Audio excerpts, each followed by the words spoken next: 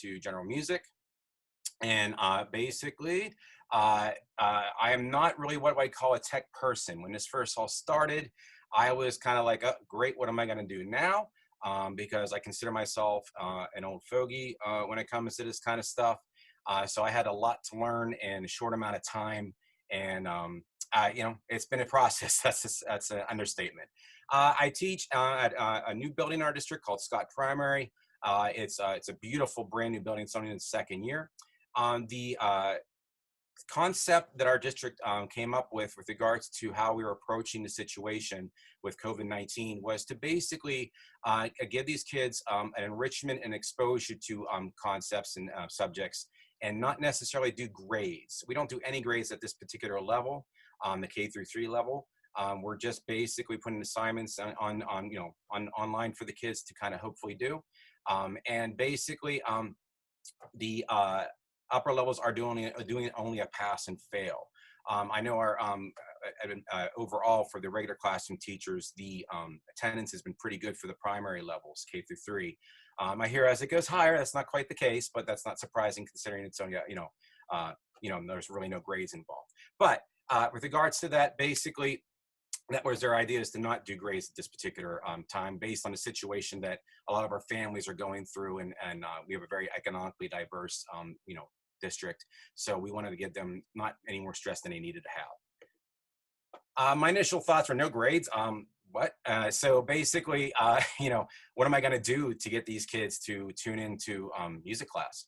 And with regards to grades, we, for our music situation and specials, we do a satisfactory, needs improvement. We don't even do traditional grades, and that's just fine. But basically, it just made me wonder what kind of situation that would put us in. And a performance art online. It's kind of ironic because earlier in the year, there's only 3 other people at this level in my department for music, and we were talking about because we were switching to snow days being online and doing online remote teaching. And that being a possibility in our district soon. We were trying to come up with ideas, and now here we are, thrown right into it. And I do a lot of performance in my, obviously, music class. I don't do much paperwork. I don't do many things with regards to history. I'm more of a, Orff, Kodai, Dr. Feyerabend, if you're familiar with those particular methods, that's what I do. So there's a lot of more singing and instruments and movement and that kind of stuff. So that made this a challenge. How can I approach that, piece of curriculum, those things that I do from an online perspective. So right away I wanted to educate, but I also wanted to entertain, and that's kind of my philosophy anyways in the classroom. But now I had to do it from this perspective, because now I don't get that feedback from the kids visually. I don't get to hear their laughter, their comments. That's something I'm sure we all miss as educators. But I had to find a different way to entertain, and part of my thought process was kind of making this, as much as I possibly could, into a kind of a TV show in some respects. And I'm hoping to develop that more if they have to continue this in the fall.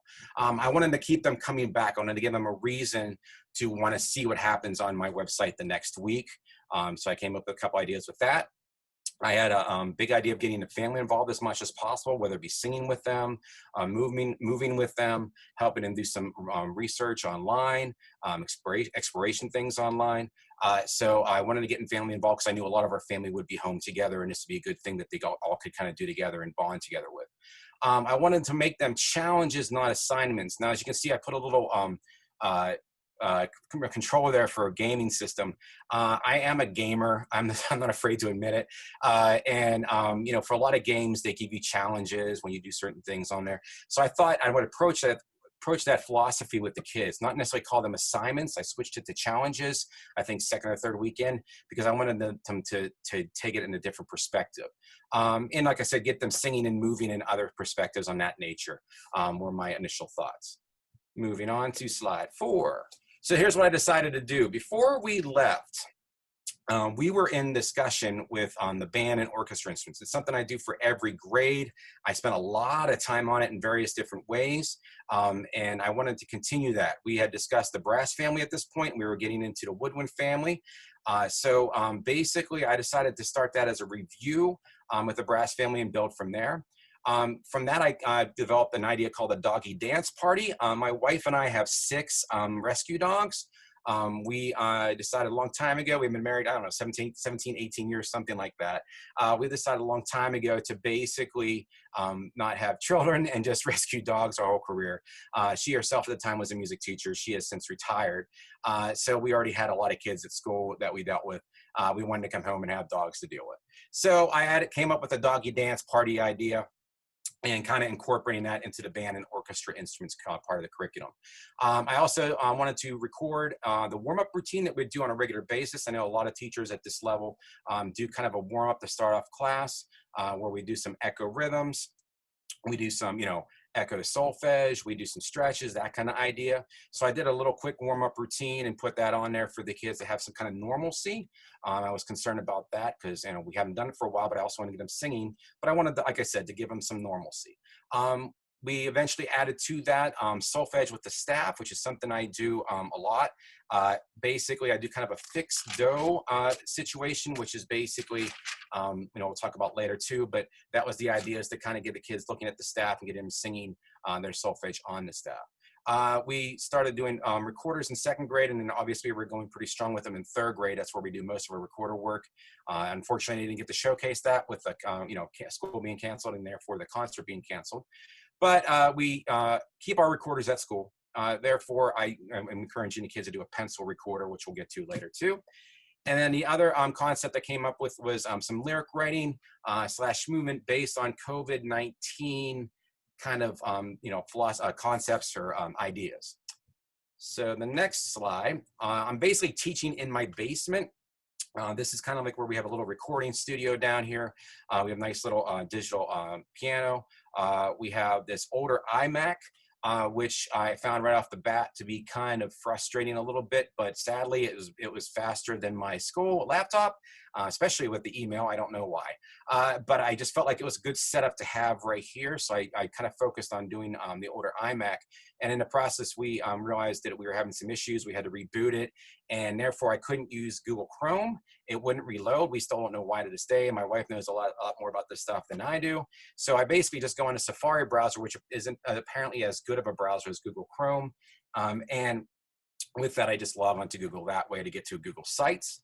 I decided to take the website approach just because it seemed like an easy thing to do for my homeroom teachers. They send out a weekly letter, and all the specials have a link to a website that they've created, basically.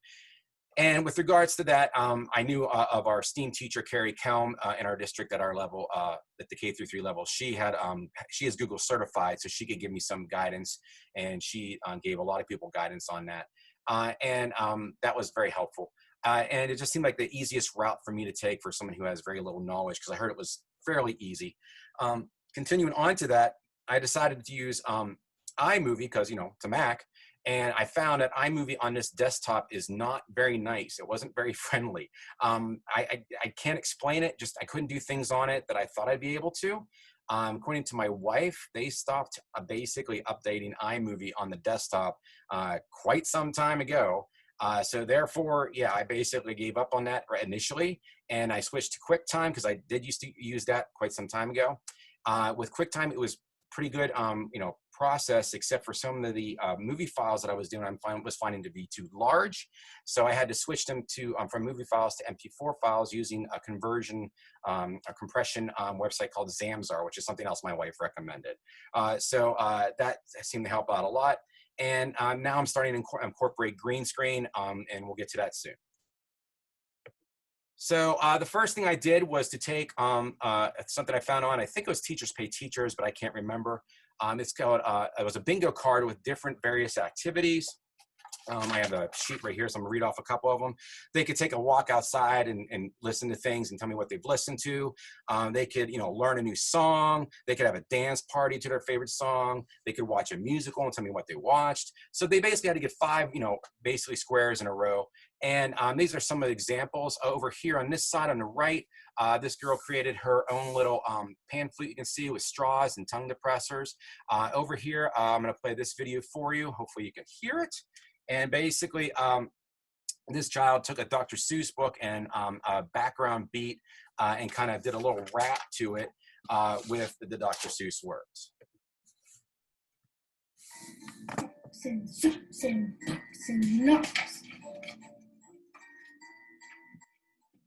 and box and pops and socks. Knocks on pots and socks on box. So you get the idea there. The girl in the middle, she's kind of one of my rock stars. She's a kindergarten girl, and she's just amazing. But it's amazing what she picked up with regards to the instruments, with the little time I had with them. But she created her own instrument. You can listen to how she describes it. This is the part you blow in from, and this is the spit valve right here. And typically you blow in here, it goes down to here, all of your spit goes in here, and it goes down here and makes a really, really high sound. Like what? Like, and what's it called? It's called a Francisco. Francisco. I love it. Yeah, Francisco. I love that name. But right off the bat, I could see the kids really enjoyed doing the bingo card. It gave them a lot of choices, and that kind of set my thought process up for the remainder of the year. I didn't want to just keep doing bingo cards and things like that. And by the way, there's plenty of things out there. Jeopardy, tic-tac-toes. A lot of my other colleagues at my district are using those too. And there's an e-learning group on Facebook you could check out also. And they have a lot of recommendations there. And a lot of them use choices too, those kind of boards. But that, really made me think of trying to keep that going with regards to the kids. Moving on to the next slide. We went into the instruments of the band and orchestra. I wanted the kids to do a lot of research on their own with regards to reading the descriptions of the instruments and also listening to the instruments and examples of them. So basically the kids had a couple different websites to choose from. Initially, it was just this sfskids.org, which is a great website in my opinion, but it doesn't always work on every single piece of technology that's out there I'm finding.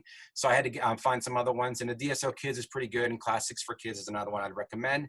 And basically the kids would, the idea was them for basically 1 week to read about the instruments, listen to them.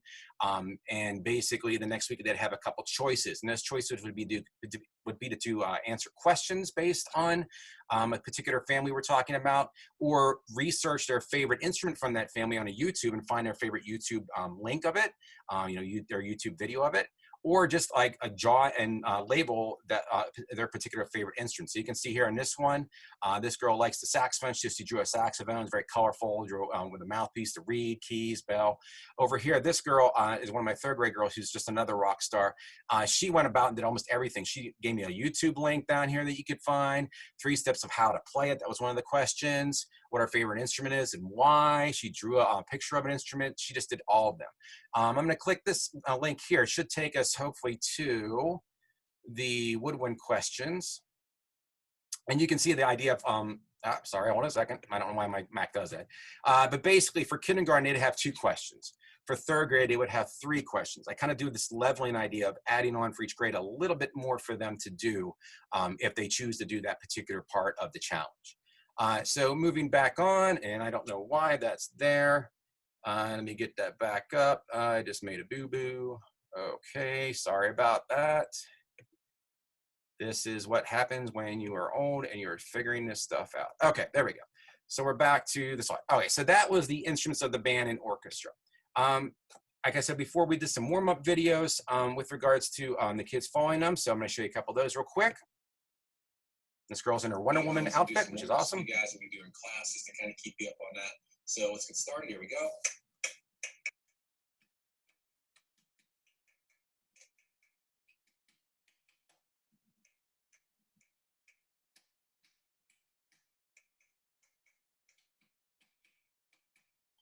Voices. So you get the idea there. And this is, I love these kids because this is a kindergarten girl of mine, but her 2 brothers want to join in. And this little guy right here is actually doing what I'm doing on the screen, and they're doing the echo part of it. So it's kind of cute. Sorry. Hold on, go back. Try it again. There we go.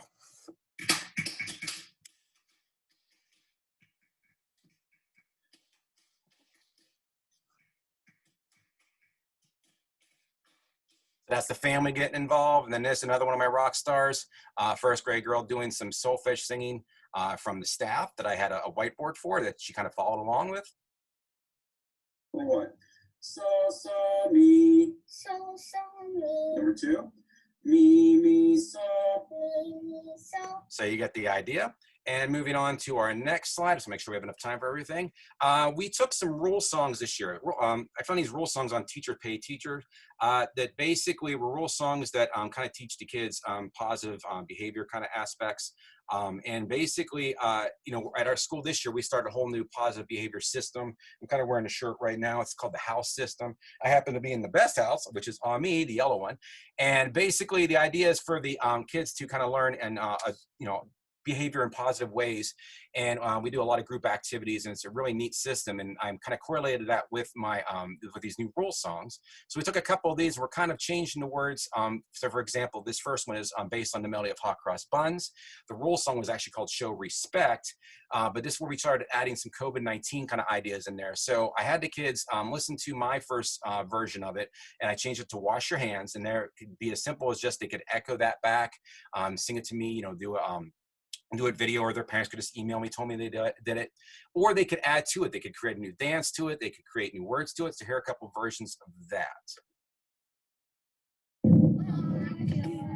Oh, sorry, I bumped something. My bad. Okay, here we go. Here we go. Wash your hands. Wash your hands.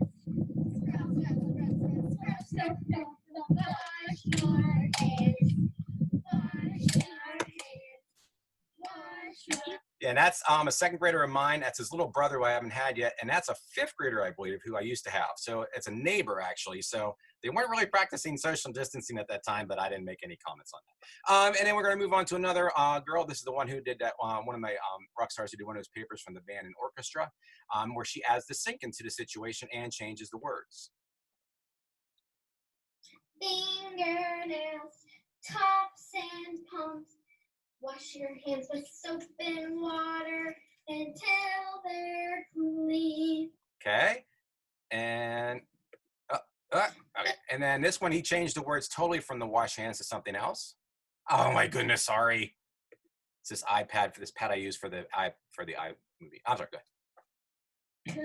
Social distance, social distance. Stay away from people right now. Stay away. And then finally, we have a brother who's in third grade here, and his sister who's in fifth grade too, I believe, fourth or fifth grade. Wear your mask. Wear your mask. Every time you go in public, wear your mask. So that was that group. And then we move on to this week's song. The week before this, we reviewed the Are You Sleeping melody with words with called Make Good Choices. And basically, I changed it to I Like Eating, because if you're like me, you're like eating probably a lot of junk food at nighttime right now, especially. So we changed it to junk foods that they like. So here's some songs that came up with. I like eating junk food, junk food. Cheeses, ice cream, and pretzels.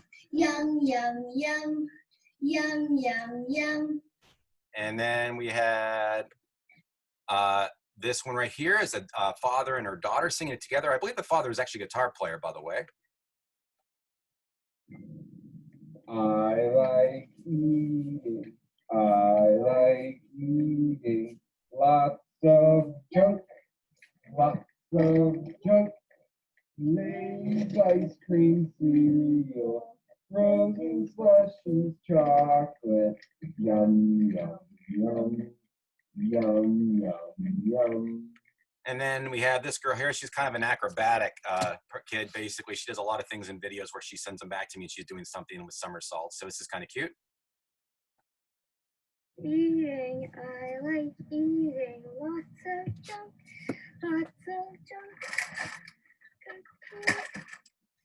smarties, M&M's, and Jesus, yum, yum.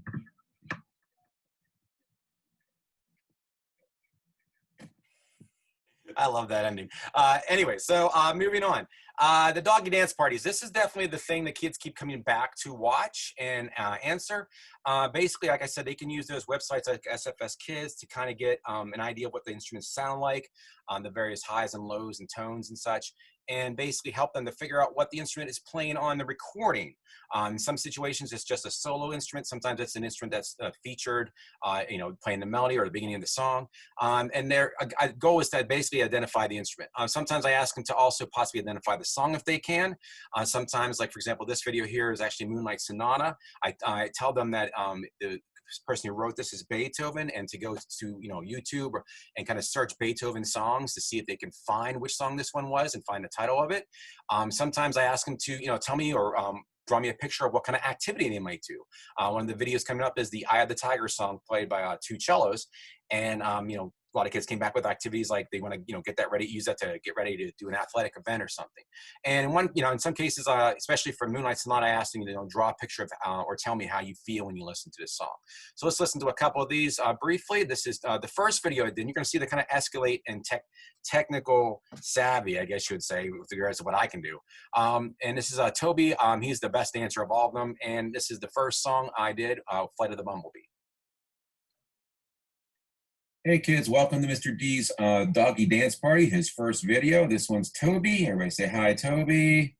And Toby is going to do a little dancing for us. I'm going to play a piece of music for you. Remember, I want you to email me what you think this instrument is, and if you can actually name this song, I will be very, very impressed, because this is a song that we actually did quite some time ago now at this point.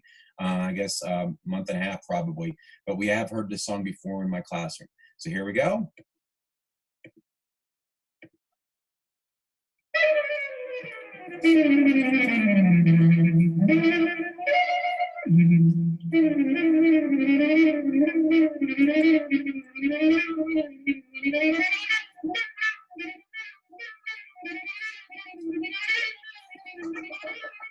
Okay, so you get the idea. For time's sake, I'm going to fast forward through Sammy's. He doesn't like to dance. He's a great dog, but he does not like to dance. So he's doing it to Pink Panther. Made Miss. You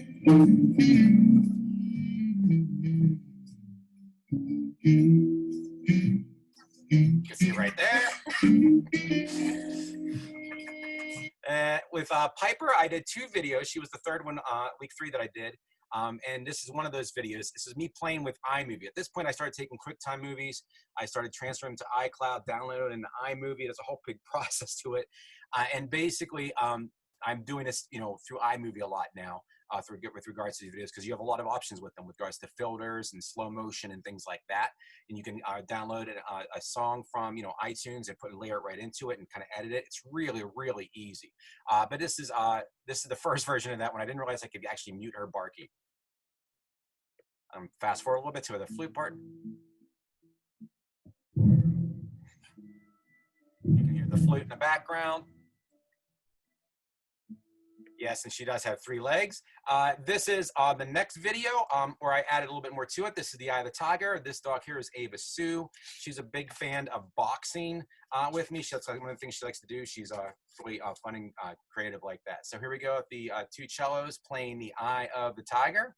And there's a little filter I'm going to add now. I'm going to skip around with this a little bit too.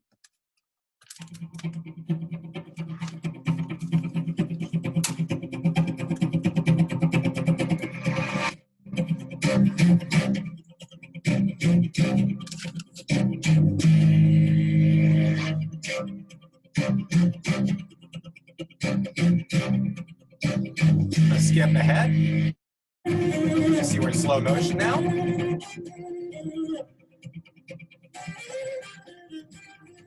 And I'll skip ahead a little further to see the filter of the coloring, just to kind of add some spice to it. And that was a really big hit with the kids. And this week we are doing the Jaws theme, focusing on the double bass. And I added some costumes, I guess you would say, with regards to our smallest dogs, Roxy. And you can see there's a green screen in the background, but I bought a really cheap one, and it does not come up very great, but that's okay. It's the fun idea. So here we go. Oh, did that again, sorry. Here we go.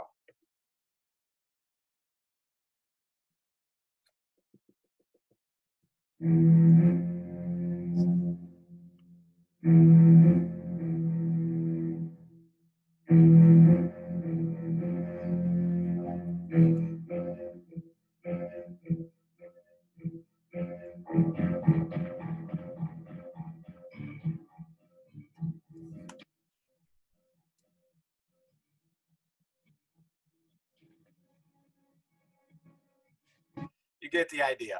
So second and third grade recorders, like I said, there's a great YouTube link. If you want me to send it to you, I could.